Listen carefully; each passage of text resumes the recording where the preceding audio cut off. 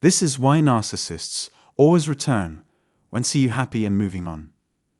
Ever wondered why narcissists always reappear when you least expect it? Hey everyone, welcome back. Today, we're diving into a topic that's all too familiar for many: the curious return of narcissists just when you're finally moving forward. Here's the scoop. Narcissists are like hunters for emotional nourishment. They have a knack for sensing where there's still something valuable to extract. It's almost like they embed themselves in your psyche, reading your energy and staying attuned to your life. When they sense you're thriving without them, they suddenly reappear, hoping to tap into whatever emotional energy they can find.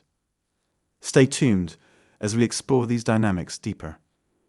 When they determine that you have more to provide since healing, recovering, and progressing, they may return.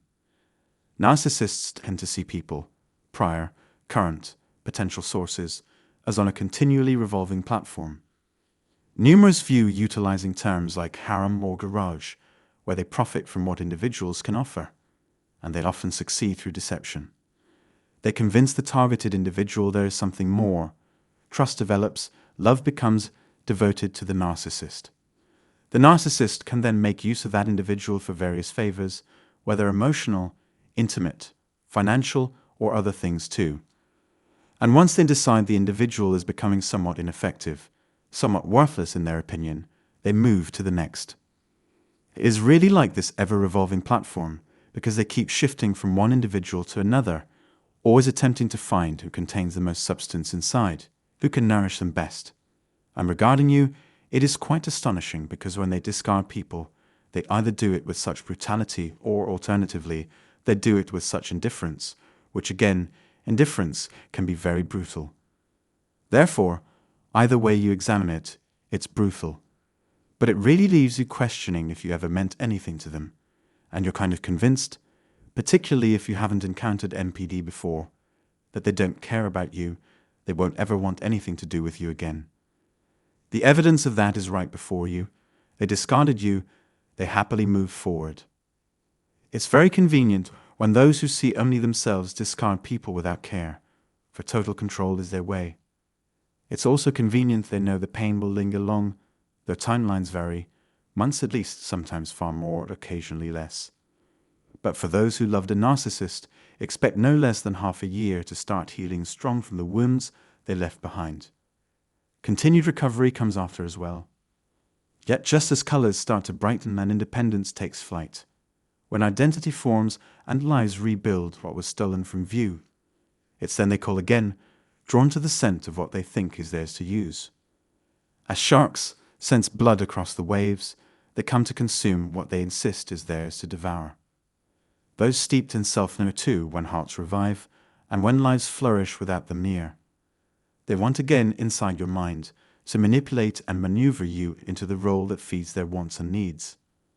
Masters at finding tender spots and visions to misuse, they call it vulnerable moments, maximizing their chances to make you theirs anew. How do they always know the perfect time to cause the most pain? Certainly, all narcissists do not always return. For example, if you continually reflect on them, devastated by their departure, it is unlikely they will surface again. Or if you severely damaged their inflated ego by exposing them publicly, resorted to violence, or began unfaithfulness, perhaps matching their actions, a reappearance may not occur. However, as healing takes place without such actions towards the narcissist, it is very probable they will try regaining control in some manner. It is quite possible flying monkeys will be deployed, as without understanding your current condition, a sense of authority is lost. This acts as a survival technique of sorts. It essentially stems from instinct, necessitating awareness of your status. Once recovery from the narcissist begins, undoubtedly the greatest test is escaping that dark location left behind, escaping that misery. For a significant period, that space can retain its hold. Sometimes daily activities become extraordinarily difficult. Work may struggle as caring for others. Even retaining nourishment can pose issues. It's interesting how hataku manifests as nausea. Sleep sometimes eludes as well. Unable to eat, sleep, or function normally. Usually, though, people do eventually mend, and likely you will too.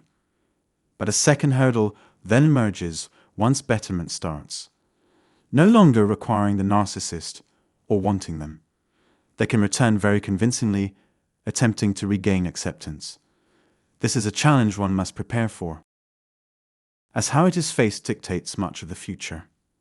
Thank you for your time.